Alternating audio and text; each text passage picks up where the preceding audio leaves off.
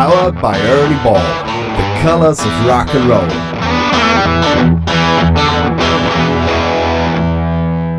Hey guys, and welcome to our newest episode of Guitar Podcaster. Today with the man himself, Steve Lukather, founding member of Toto, award-winning guitarist and famous studio musician.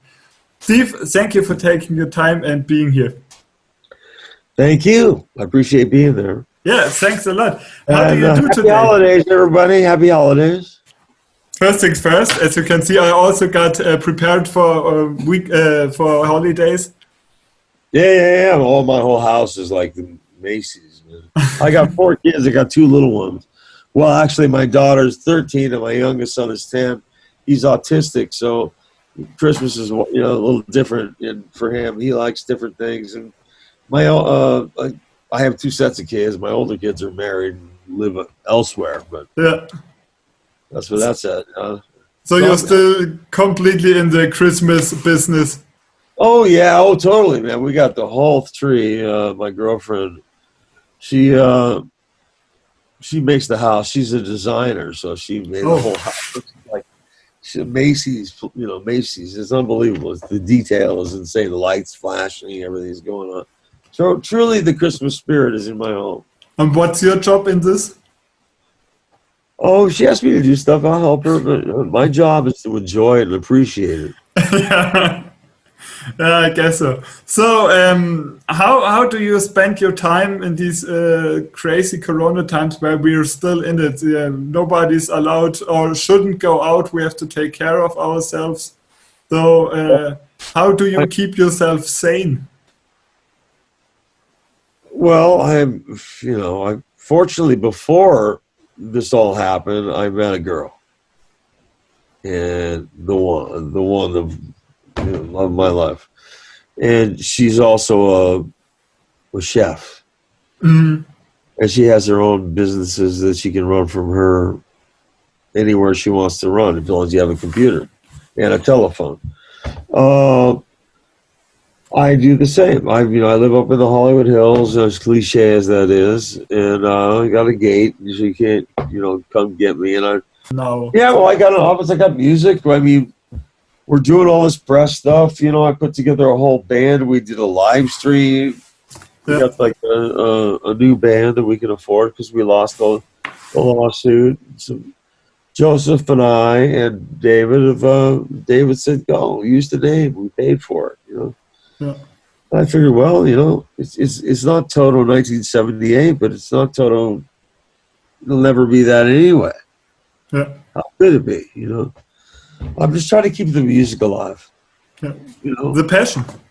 Yeah, and I still love doing it. Joseph is my best friend, and we both have solo records out. We thought, we were going to tour together anyway, so Paige came to us and said, "Go ahead as Toto, play the songs, just put some guys together," because we couldn't afford to have like the really super expensive studio guys because we have to pay a percentage as part of the lawsuit. Yeah. And so it's from the gross, not the net. So that's where all the profit is. So we had to, in order for me and Joe and me, the guy who's been in the band forever, come on, man, Can I have a little bit? So, do you have the feeling it's more like a DIY record? What's that? Do it yourself. So, as you said, No, it's not a do-it-yourself record. I actually hired and paid all the guys that played on the record. We wrote out charts. It was like doing a session in 1979. Mm-hmm. The music was based upon my vibe of 1972-ish, early 70s. You know what I mean? So that's why I chose the cover songs that I chose to set the tone of the era, musically speaking, and wrote music inspired from the era. Yeah. And then I went to the studio and I said, "Here's the deal. I want everything to be live. No click tracks. All the solos are live, no fixes. The only thing I overdone was the vocals afterwards because I'm terrible with remembering lyrics. I wanted a little control of that, but we did a song a day, finished, and then to be mixed. Next song, same thing. Next day, same thing, same thing.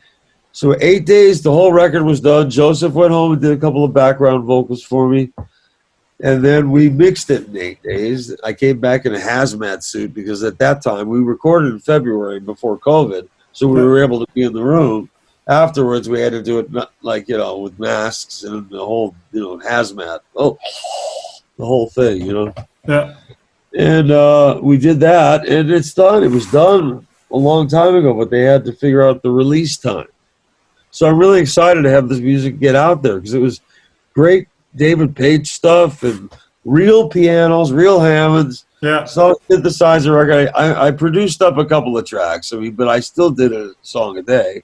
Mm-hmm. But you know, everything was played live, and you could hear it dynamically and everything. Some of the songs were longer, self-indulgent, but it was fun to do. I said, you know, nobody's waiting for my new record with Snoop Dogg. You know what I mean? God bless you, I love Snoop Dogg. You know. Yeah, I get it. So you did it also for yourself, as you said. You try to get the vibes, a little bit nostalgia. Well, everything is so high tech, and put it on the grid, fix it, move it, cut, paste, and all this other stuff. You know, Melodyne. Every note has to be pristinely perfect. You know. I just look at me. Do I look like I'm pristinely perfect? Yes. You know, I got allergies in my nose. Yeah. And I'm just getting older and forgetful. I had hearing aids and glasses. I'm getting old, man. But you're in a good shape as far as I can see. No, I feel you're looking good. I feel fucking great. I'm just like I said, it sounds like I'm sick, and I get a COVID test like every week. And there's only like five people that we allow into the house, aside from somebody dropping off food and running away. You know what I mean? Yeah. With rubber gloves on, everything. I come and wash my hands. You've got to stay safe. You never know. You never know. I have to wear a mask in my house, and my children don't need to wear a mask because they're here every day. And we've developed a family immunity, if you will. You know. Mm-hmm.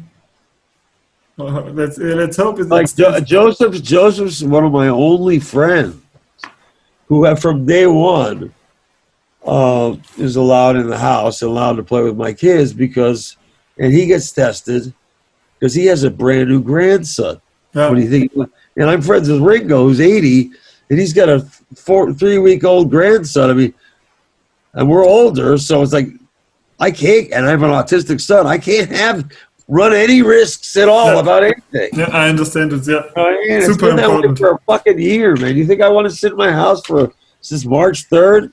Yeah, I will if I have to. And God has blessed me for a 45-year career. I save money, and I don't live in a crazy big house with 50 cars and shit like that. I've been divorced twice. Come on. No. I live really well. I live really well. You know, in a cool pad up in the hills. I have one car. You know, a wonderful partner to fucking share it with. You know, and a cute little dog, and my kids come and visit me often. You know? That's the most important thing, and I think that we are in full health, so that's something we have to appreciate. But let's come back to your album. You said everything was 1 or 2 takes. So was it? I think after the second take, maybe there always have been some mistakes, or a little bit where you aren't satisfied. Was it the second take when you said, "Okay, this is for me the good"? We ran like this. We handed out the charts. Yeah. Some guys, like the cover tunes, the guys had heard before, but otherwise they'd never heard the music. So I explained the vibe, and it was written music, you know, like there were charts. I mean, everybody reads and stuff like that. So that makes it easy. And they're all my friends and my favorite players. And me as like a casting director, I got the right players to play the right shit. Yeah. And I said, okay, well, will you do a solo there? I'll point to you. Like the way we used to do. It was not a set amount of bars. It'll say, like, you know, there'll be a note, like, you know, Luke Q. You know what I mean? You know, but I go, like, I'll point at Paige, and I go, you play, give me some Stevie Winwood. And then he would go off and do that. And then, you know, with Babco on a piano, like, say, on Low Spark, I go, like, you know, give me some McCoy Tyner or some, you know, go, you know, take Herbie. You know what I mean? I just say things to him like that. Cool. And then and the dynamics, everybody's listening to everybody else. That's why I had long fade, because you don't have long fades on songs anymore, because you program that. You don't want to hear the same thing over and over and over. Yeah. And what was great about all the records in the early days, they'd have these great long fade out, different drum fills, and guys playing licks and stretching out. That was always the cool thing about fades, but you don't do that anymore. I said, fuck that. We're doing it now, today. Back to the roots. Right. So what I think is really impressive of your album is the sound is so super relaxed. So, and the whole atmosphere, that's the way now you're telling me how you did it. That's something that you really transform into your music. Thank you. And what I also think is interesting, because your latest album you released in 2013, Transition, the name was Transition, and now I found the sun again. Well, I fell in love, man. I fell in love with, and she was the catalyst. She was the master wet. And all of a sudden I had creativity again. I've been sitting on my couch dating and met a couple of really great girls, but like I didn't fall in love. You know what I mean? It was like, she's just better than me. She just, I don't know how to say it. I mean, it was like everything just works. It's like she's psychic. I think of something and it appears. And it's magical. We just get on. We're just like the best of friends. So it hasn't been hell being locked up with her. It's, if anything, I've been running uphill for screaming for 63 years, and all of a sudden have somebody go, stop! And actually, once I got into the reality of it, had to go, well, we got to live with it like everybody else, so I might as well enjoy it. I'm out gardening. That's on my hands. You know, that, but, you know, I have black hair dye, but I mean, you know, that fucking hair is real. I mean, what the fuck would want to look like a wig like this? But she's got me gardening and caring about flowers, and I do practice guitar every day, and I do listen to music more better because I'm really listening to the music. I put my head in my office and I close the doors and I just sit there like I was in 1970, you know, listen to my favorite records when I was a little teeny kid. What do you listen to? So what have been the latest? All kinds of shit. People send me things, the links to really old shit. Then you know what? I've actually allowed myself for the first time to go like a time machine, go look at myself at 20 years old and stuff like that, and laugh and go, my God, look at me at 20 years old. It's like a time machine, literally. And so, plus my new girlfriend of a year plus, she's never seen this shit. So I mean, I'm turning to go, look at me. You want to see me what I look like when I'm 30? Check this out. And you can find it all on YouTube. So for that, I thank you, YouTube. I don't thank YouTube for not paying anybody, but well, for the club. Yeah, it's like a preserving time machine, as you said. It can take it back, and with the music, you've got also the senses, so it puts a lot of motion into you. Right. You know, I let it unfold, and you know what? I'm living my best life, and I'm having a blast. So what can I say? And still, there are lots of years to come, so it can get better and better. I hope so. I've been losing a lot of friends, man. It's not funny. It's terrifying. Yeah, coming to that, which is, I think, the whole world of musicians was very moving when Eddie Van Halen went from us. I don't want to talk too much about your relationship with Eddie Van Halen, because I think he was your friend. It's something very personal, and he's been my brother for over 40 years. So I talk to Alex all the time. Yeah, I hurt really bad, man. I mean, that hurt me. It hurt me real bad. I mean, but we're all going to get there. And you know, when he's 65 years old, he changed the world. Nicest man I ever knew. We were crazy when we were young. I mean, we went through the whole world of lives together, man, you know, from being young upstarts to being crazy, insane people, to stopping all that. And then, you know, our kids grew up together and on and off. I mean, you know, we did things for each other that people wouldn't do for each other. And we didn't sit around and talk about guitars all the time. I mean, that was like rarely ever. Okay. Well, talked about life and kids. He was my real friend. He wasn't like a guy I had a beer with a couple of times. You know what I mean? Even though I don't drink now, but he did then. Boy, the memories are crazy. But like, you know, it really makes you look at your own mortality. Mm-hmm. How long do I got? How many great summers do I have left? What if I die tomorrow? Well, if I did, I have to thank the Lord and say I've had the fucking coolest life that I could have ever wished for times a bazillion. Amen. I miss Eddie. I miss Ed. But we'll see each other again, I hope. How did he influence? Did he influence you? You said you didn't talk so much with him about guitars. He influenced the world, man. He hit so fucking hard, man. Van Halen influenced the world, man. And it changed the way everybody looks at the guitar. I can't put that into words. How do you put that into words over 40 plus years? Yeah, he blew the socks off. Everybody's jaw went on the floor, and we had to start over again. That's where it's at.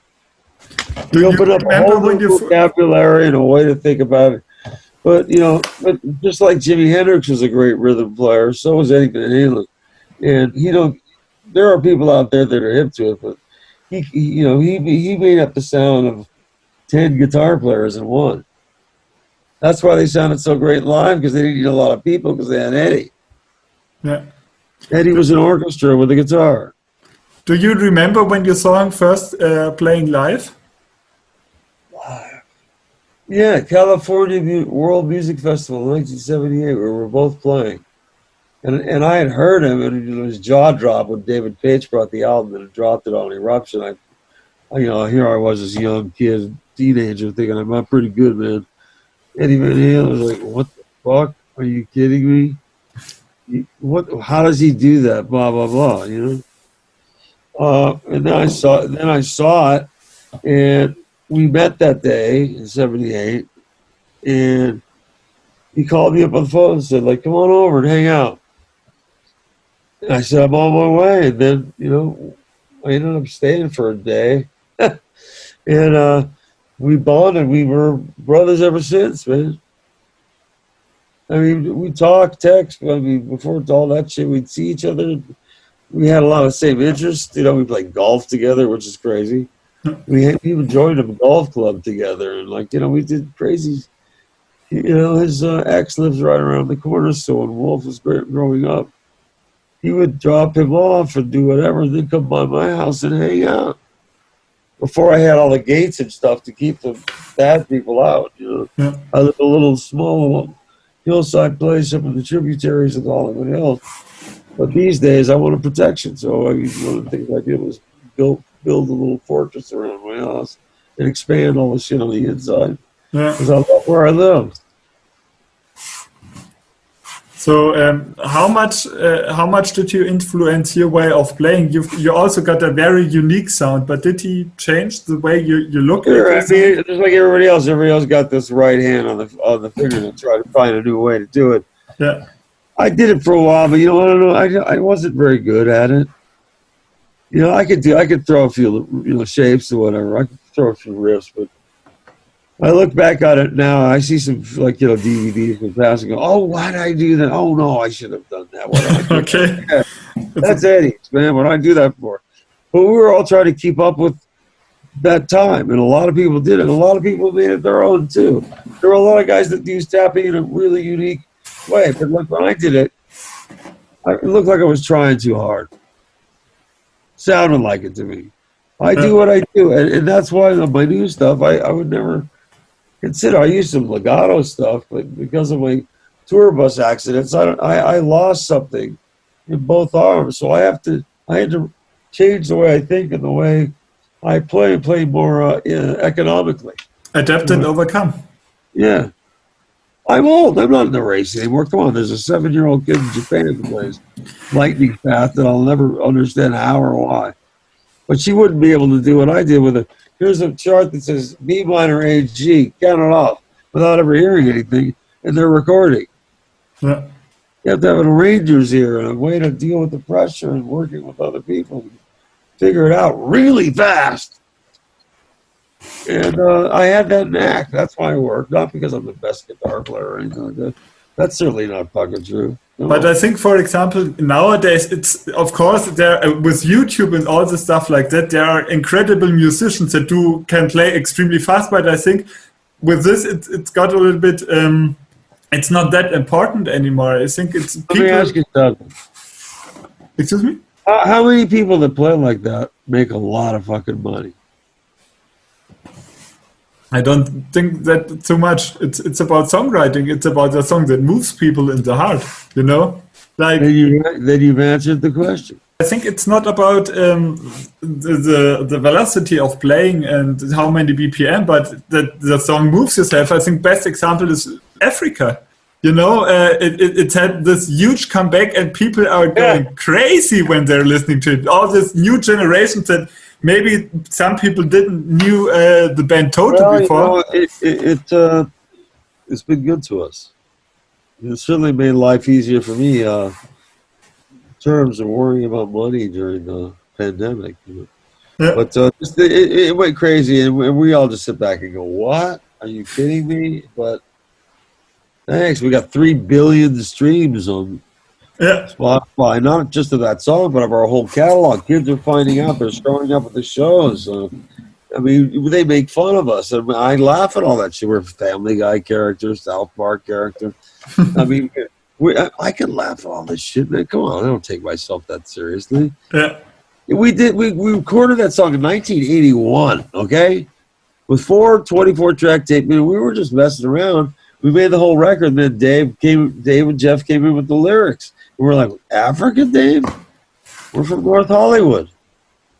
You know, but he says, no, it's a fantasy song, blah, blah, blah. And the director made the script for the videos. We hated doing videos. We're like, we don't want to be actors, we were musicians, you know? Yeah. But you had to do this, you had to do that. The rules were there, MTV, all that shit. We didn't have a choice in it. So we went like, okay, we'll wear these clothes if that's what you want me to look like. You want to make the mullets with the hair up to here? It's fucking hilarious shit. I mean, it's really funny to look back at it at my age, at 63, going, I actually thought that looked cool at some point. I went like, yeah, okay, let's cut. What? Geez, wow.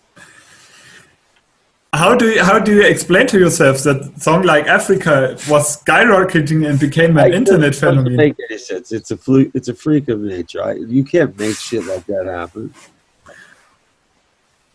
You can't. I don't know how. We didn't make it happen. It just did. We just reaped the reward. You know, we reaped the rewards from that. So if anybody thinks that we're not laughing around, we're laughing all the way to the bank. Yeah, but I think so. Toto is more famous than ever. You're everything. It's a whole new part of your legacy as a musician. So who would have thought? But you know what? I always believed in this band. I always believed, but I didn't think we'd get the. I mean, not many bands have a big resurgence like this in their 60s. You know what I mean? Yeah. So we're laughing. Me, David, I talk to David Page every day almost, 6 a.m. in the morning, because that's when we wake up. But it's also when we used to go to bed. So my life has changed.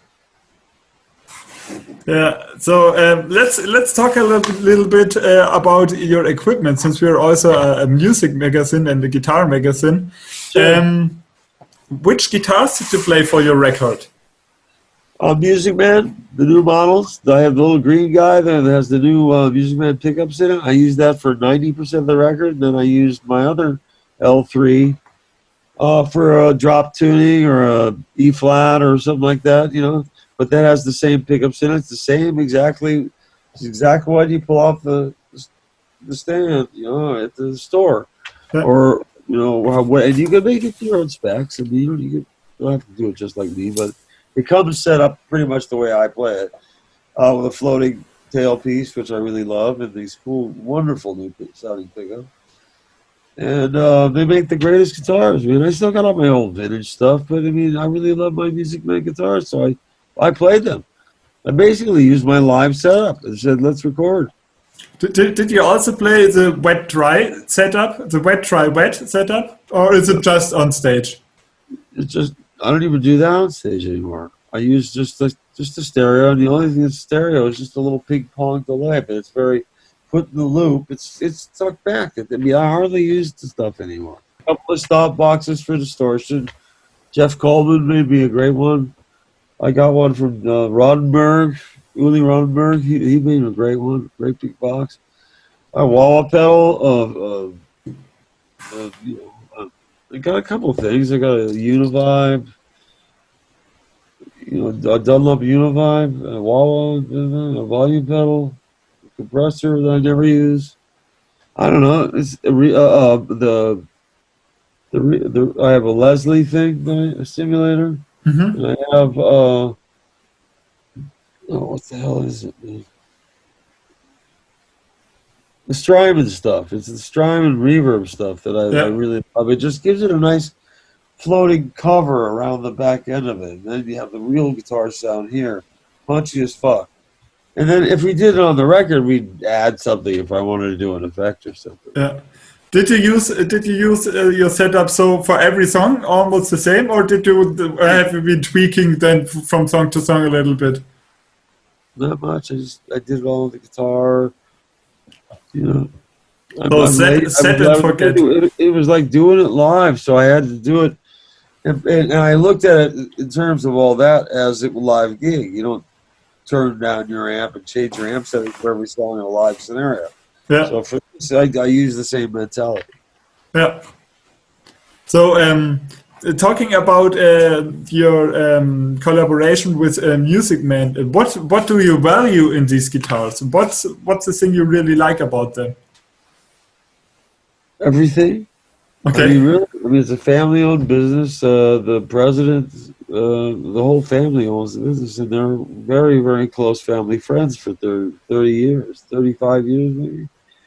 And when Eddie Van Halen was making his first guitar, I was up at Ed's house, and they were trying to figure out which pickups this one or that one to put in the guitar as the main guitar, and I was the tiebreaker. So I have the number 3 Eddie Music Man, which I cherish, the purple one, which I still have and use, and that's how that went. And then Sterling goes, "Look, I was at the time I was using Valley Arts guitars, and I had that robot guitar and all that stuff, which I still have. I have the only original one, the only one that really is real. The others are copied bootlegs or whatever. Mm-hmm. But I still have that guitar, which was." He said, "Let me have the neck. You love the neck? Let me see the neck. I'll put it on the computer and I'll give it right back to you." I said, and then it turns out the guy that actually helped build the guitar over at Valley Arts became the head luthier at Music Man. So I didn't really move that much. We just changed. They came up with a different body style. We tried a few things, put EMG pickups in it, and it took off. And now I used the Larry DiMarzio pickups, and now who's great. And now I'm using Dudley Gimple, the guy who really was the brains behind all that. He just retired. Dudley's a genius, and he's also one of the nicest guys in the world. And he worked hard with the people over at Music Man and Sterling. Yeah. And they presented me with this guitar, and I fell in love with it. And I've been using it ever since. Now look, I have other stuff, but if I needed it, I'd get it. But this guitar really gives me everything I can need. Cool. I don't need to change songs every guitar like I did when I had a collection just to show off my collection. Mm-hmm. And if something really needed a 335 or a real Les Paul or a Telly, I have them. I can go get them. And I have a couple of very small occasions, but most of the time, every time I get a guitar from Music Man, it becomes my new favorite guitar. Cool. So go figure. The main working horse. They've been incredibly generous. They talk about the best customer service I've had for any aspect of my life, let alone guitars. And I love them dearly. They're family. Okay, so Steve, thank you very much for taking your time. I hope we can invite you soon when all this is over back in Germany, and maybe we meet in person. And it was a pleasure talking to you. Pleasure to you, Oliver. God bless you, man. Take it easy, buddy. See you. Bye. Bye-bye. Powered by Early Ball, the colors of rock and roll.